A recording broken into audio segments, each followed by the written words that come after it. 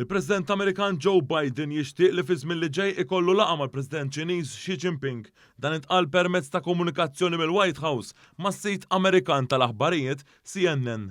Dan intqal b'reazzjoni tal-laqgħat li saru f'pajjiżna bejn is-Sibt u l-Ħadd li għaddew bejn il-konsulent tal-President Amerikan dwar is-sigurtà tal-Istati Uniti Jake Sullivan u l-Ministru għall-Affarijiet Barranin Ċiniż Wang Yi. Dawn il-laqgħat bejn dawn iż-żewġ pajjiżi superpotenzi saru f'kuntest ta' żminijiet ta' tensjonijiet internazzjonali hekk kif iż-żewġ naħat iridu issaħħu relazzjonijiet bilaterali tagħhom. Wara dawn il-laqgħat f'Malta, iż-żewġ pajjiżi ostnew li dawn kienu kostruttivi. L-Amerika u ċ-Ċina qablu wkoll li għandu jkun hemm aktar laqgħat u konsultazzjoni f'setturi importanti fix-xhur li ġejjin. Il-medja internazzjonali rrapportat dawn il-laqgħat f'Malta bi prominenza hekk kif mistenni ikun hemm laqgħa segwenti bejn iż-żewġ mexxejja tal-akbar ekonomiji fid-dinja f'Novembru li ġej. Din tista' tkun ta' opportunità biex il-mexxejja tal-Amerika u taċ-Ċina jiltaqgħu waqt il-laqgħa għolja dwar il-kooperazzjoni ekonomika bejn il-pajjiżi tal-Asja u tal-Paċifiku li se jsiru f'San Francisco. L-aħħar darba l-President tal-Istati Uniti u taċ-Ċina iltaqgħu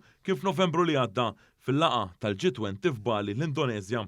Is-sit internazzjonali popolari Brittaniku BBC irrapporta li l-uffiċjal tal-Gvern Ċiniż Wang Yi wara iż-żjara kellu f'Malta kien mistenni iżur ir-Russja għal laqgħat mal-awtoritajiet ta' dan il-pajjiż. Sa dan it-tant il-Prim Ministru Malti Robert Abela kellu laqgħa mal-uffiċjal tal-White House Jake Sullivan fejn ġie sostnut l-importanza tal-istabilità fir-reġjun tal-Mediterran u anke il-paċi madwar id-dinja.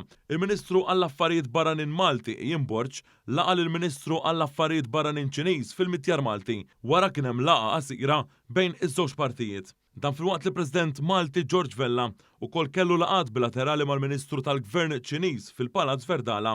Il-President Malti fakkar fl-impenn ta' Malta minn żmien twil ilu favur id-diplomazija bħala strument għad-dialogu u laqa d-deċiżjoni tad-delegazzjonijiet tal-Istati Uniti u ċ-Ċina li jażlu l-Malta bħala il-post għat-taħdidiet tagħhom.